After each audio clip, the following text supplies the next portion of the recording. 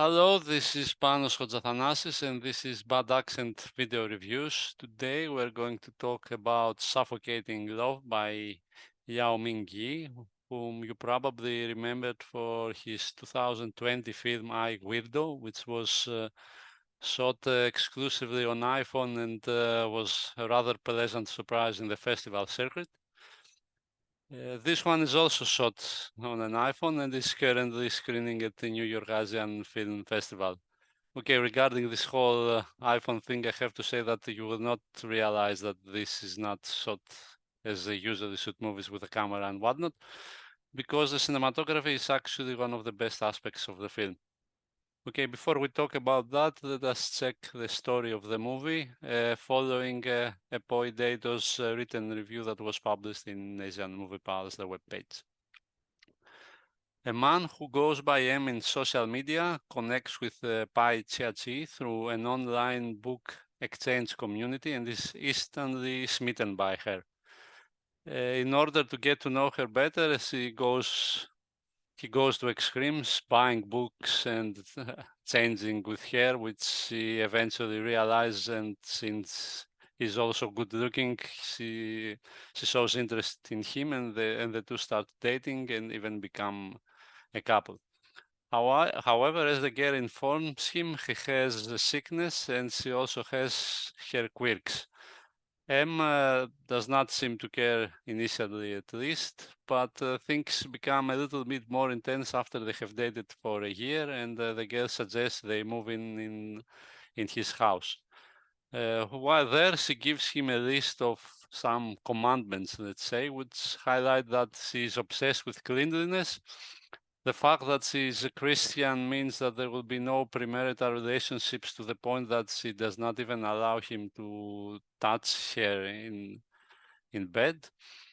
She wants the house to be intensely clean, and both the house and both him, and she imposes him her vegetarian lifestyle, even demanding that he always eats all the food that she cooks for him.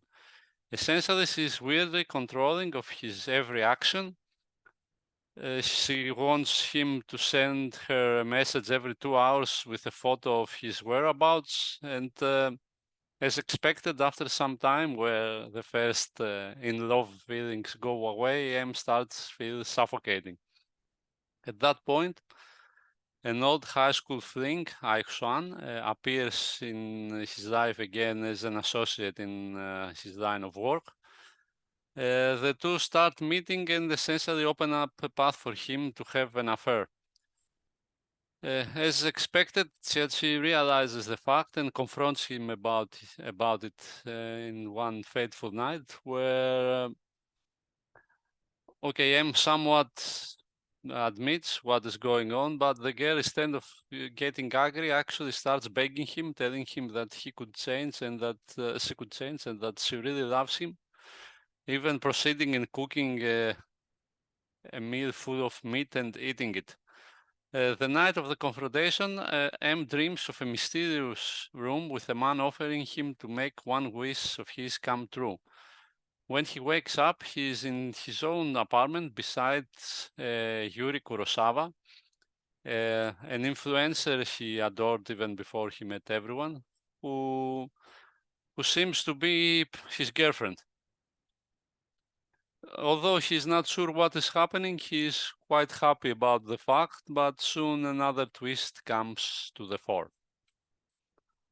Okay, the rather mixed narrative here includes a number of elements, evidently. The initial intense narration by the protagonists and the concept of books exchanging give the film a literary essence, which soon changes to romance as the couple meet. But then when M starts feeling the suffocation, it tends to something more dramatic. And then becomes, we have this dream parallel universe that happens next, and the movie ends in somewhat that could be described as horror. This approach definitely works in entertainment terms, as it allows the director, as allows Liao Ming-yi to explore various aspects of filmmaking and enrich his narrative intensely. And this changing of style definitely works for the film in terms of both aesthetics and narrative. At the same time, however, one can only wonder about what is the point the director wanted to make. Okay, are men immature and sex-driven, and women villains, OCD obsessed, weirdos, and essentially, as people are like this, romance and good relationships are unattainable? I was not sure about this part, but maybe the first part, that about men being creeps or whatever, pricks, whatever. But this is, again, I'm not sure about this. It's not so clear. Okay, and considering that all the female protagonists in the film are gorgeous, okay, the protagonist is also good looking, but the women are definitely the ones that stand out here. It makes Suffocating Love looking like a film for men. It's directed at men, but at the same time criticizing men intensely. I'm not sure how that works. So this was a bit confusing, and I feel that it brings the film down to a point at least. Regarding the entertainment, however, as I mentioned, it's definitely on a very high level. The humor works quite well, particularly in the beginning, as much as the transition towards drama and the horror that closes the film. Okay, the way he presents the OCDs Xiaozi has is definitely funny, although because it's a bit presented in extremity. And the same applies to his buffoonery, which also extends to the relationship he has with his best and what seems to be only friend Faye, with the two of them frequently acting like little kids. Okay, the acting I felt is on a very high level. Again, one of the best aspects of the movie. McFly Wu as Faye plays the somewhat clown. Okay, very similar to M with Gusto, and the chemistry between him and Austin Lin, who plays M, is great, particularly in the scenes that they acting like kids, as I mentioned. In general, Austin Lin is also quite good in his buffoonery, very fun to watch. Chloe's youngest Chiachi highlights both her adorability and the fact that she borders on sociopathy with how intense her OCDs are and her controlling nature. Aich Swan as Linda Yan, the person that he meets, his former love interest, I felt is the most grounded character in the film, with her being the most grounded, the most realistic, and she portraying the character in the best fashion. Nikki Hsieh, who plays Yuri Kurosawa, the influencer, looks stunning, and her capacity as femme fatale also works quite well for the movie. Yes, as I mentioned, all the female characters are particularly good looking, and Yao Ming-yi cinematography definitely captures the fact in the best fashion. There is even a sex scene, which is not so common in Taiwanese movies. Okay, it's shot from afar, but it's still there. And in general, since I mentioned cinematography, the visuals of the film are on a very high level. It is not clear that this is shot on an iPhone. And especially the way he captures the woman, the dreamy scene, which is very different from the rest, and plus the reds that dominate the horror aspect are all a true wonder to watch.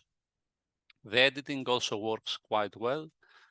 The relative fast pace suits the aesthetics of the movie to perfection. And in general, it adds to the entertainment the movie offers. So in the end, this is definitely a fun film. I feel men would have probably appreciate it more, but there is also enough for women to also find something to be attracted to here, particularly in the way he presents the relationships in the film, even if they are kind of strictly from the men's perspective. And yeah, it's fun, it's entertainment, it's entertaining, it's good looking, but as I mentioned, I'm not sure about its point, its comments. So this definitely brings the film down. Definitely deserves a watch, though. It's yeah, it's a good film. It's a good film in the end, apart from what I just described. So that was it for today. Thank you very much for watching this video once more. And if you like it, please like and subscribe. And hope to see you soon, probably tomorrow. Have a nice day. Bye.